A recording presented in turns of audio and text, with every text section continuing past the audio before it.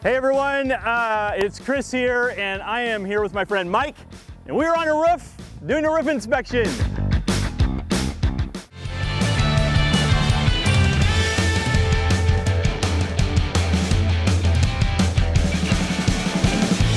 Hey everyone, Chris Waipa here. I have a new friend with me this week. So this is my friend Mike. We get exciting stuff in store for today. We're going to do a video tour with Mike. He is going to show us everything you want to know about doing a roof inspection for a residential property. Correct? Correct, 100%. So Mike, a couple questions before we start. Number one, do you have to have a license to be a roof inspector? Not a roof inspector, but to pull a permit to do either repairs or replace the roof, you do have to have a brick and mortar in the state of Kansas and also the licensing for it. Got it. So, but to just look at it and say, yep, this roof is shot, you don't have to have a license for that. That is correct. It's unwise to use that person, but that's correct. It's like if someone was working with a roof inspector in, let's say, New York, what would they be looking for?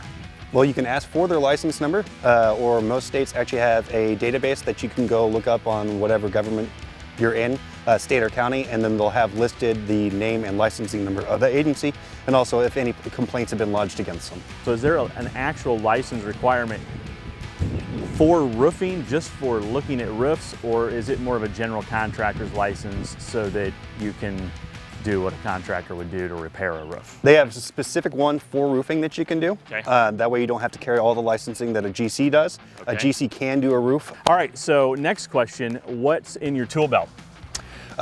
Pretty much a lot of years of looking at roofs. And it's going up, being able to recognize what the difference is between checking, blistering, nail pops in compared to hail. Also recognizing what's old hail and what's new hail. And then, you know, wear and tear from footfall, people getting on the roofs, or trees rubbing on it. And then you get shading patterns from mature trees in the yard. So it's just a lot of experience. All right, cool. Here we go. We're gonna take off, and Mike is probably gonna go get his ladder. We're gonna go look at this house and get on the roof.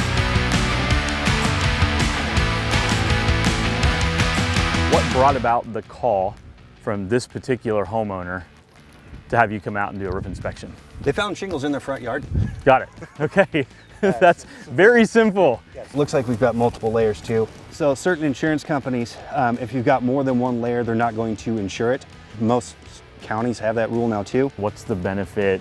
Who's the benefit for? If you're in a pinch for money, not having the tear off and just going on top with a new layer of shingles will save you some on labor. Got it. Downsize, it heats up the roof a bit more. You can't detect leaks nearly as easy, so you can lead into more rot issues that you don't know. Now, the insurance company for claims, most of them, if you have a decent insurance agent, will pay to have all the layers removed and go back with fresh decking. Because when you pull off, you want to be sure that you're inspecting the decking and any rot issues are fixed right then and there while it's all off.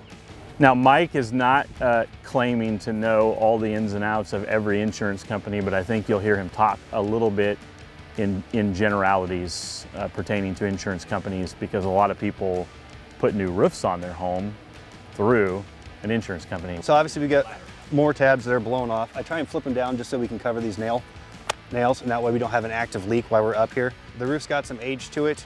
So this right here, where you can see the very edge, and this is the edge of the fiberglass that's showing out there. It's called delamination. It's when we're losing the grit, and it's happening on every single tab. Now this is where it's deemed as homeowner maintenance, and it's not an insurance thing. So it's just saying that this roof, which is a 25-year 3-tab shingle, is starting to reach the end of its life. Really? Yep. And you also see here that we've got some unnatural wear. You see it's the same repeating pattern.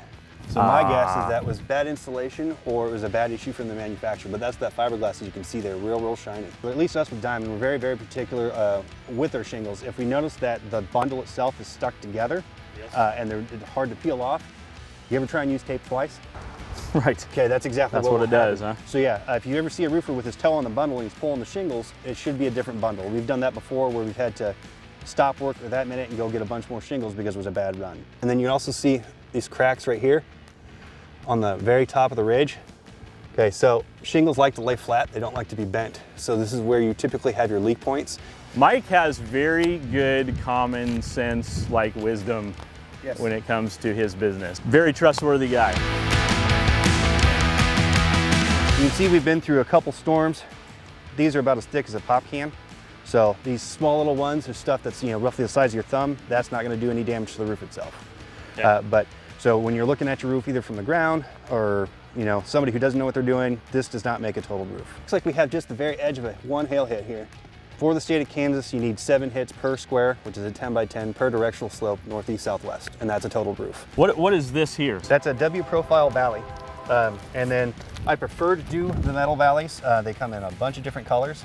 Okay. But it's better than doing... This one comes in brown spots. Yeah, it's good stuff. It's a little bit of rust. Do you have to do anything with that? No, it's not hurting anything. It's just showing its age. I mean, if it's actually starting to rust through, which I have actually not ever seen before, then yeah, we can make an issue with that. We've got an issue of how they installed this hood here.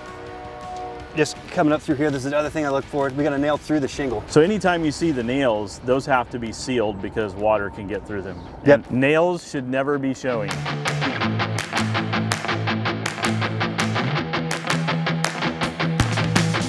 I think we've got some lifting from the winds. You can see the shingles lifted up a little bit here. And so that little bump right there is that nail working itself back through the shingle. So what we would do on a maintenance or an inspection is we go ahead and nail that back flat and then put some silicone on it. But all you're doing is extending the life. Since this roof is not a total and it's about midlife right now, it's just breathing some life into it so it lasts a little bit longer and we don't have any leaks. We also got some lifted shingles on the ridge in the valley there. So you guys see how far that nail's popped up? And we've got grit underneath, so we know that water's going into the house. They just don't know it yet. I see. But yeah, it would be reworking this area and tamping it all back down. So you just have some, basically on this roof, at this point, you have patch and repair work. Yes. And then notifying the homeowner of the age of the roof and setting them up for the future. Yep, do a maintenance package and get all this tamped down and siliconed up. And it shouldn't be too expensive. And then tell them, hey, you know, next time there's a storm, we'll do another inspection and see if we can get enough hail to total it out. Gotcha. What's next? Anything else? I think that's about it.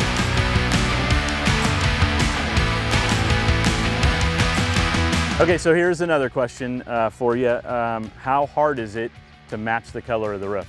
So I can normally tell you what color it is, or I can bring it to a supplier, or there's a third party that we can do to ITEL, and they'll actually tell me the manufacturer and when it was made. What I can't do is match sun fade. It takes a couple of years and then it matches out.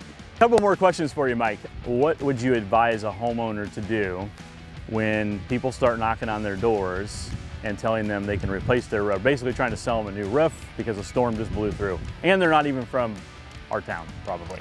So a couple of things when you have the chasers come out. Kansas passed a law several years ago that says you have to have a brick and mortar to pull a permit in the state of Kansas, which is good. To make sure that the fly-by-nights stay out, or at least makes it more difficult. If they are out of state and they have an office here, great. Every roofing company, anybody that's knocking the doors for roofing or siding or windows, anything, should already have a permit pulled in on their person if that city requires it when they knock that door. So you can always request that. And then their license number. They should already have a roofing license number that you can ask, or they can get a hold of it. It should be on their business card, should be on their paperwork as well. And it said that they've gone through all the hoops that the government makes them do so that it can be a fully functioning business. Would you say that there are a lot of roofing companies out there that come out of the woodworks after a storm that are obviously interested in selling a new roof, and maybe it doesn't need that? Well, and that's the other deal. You want somebody that actually knows what they're looking at. When you have a roofing contractor that says everything's totaled, it just makes homeowners upset with their insurance company because the roofer's telling them one thing and the insurance company's saying the other. If you have somebody that's been in business for a while, knows what they're looking at, they should be able to tell you what the difference between checking and blistering is compared to an actual hail hit. Other dead ringers, if they come to your door and they haven't seen your roof yet, they don't know what your claim amount is yet, and they also don't know what your deductible is, but they tell you, hey, I can go ahead and cover your deductible. But they don't know what it is. Correct, but it's also committing insurance fraud. Next question here, can you tell us a little bit about Class 4 hail? Well, it's a Class 4 shingle, and it's an impact rated shingle. And the shingle has to be thick enough or have enough fiberglass mesh to withstand an impact from a steel ball, and also be a wind rating over 115 miles an hour.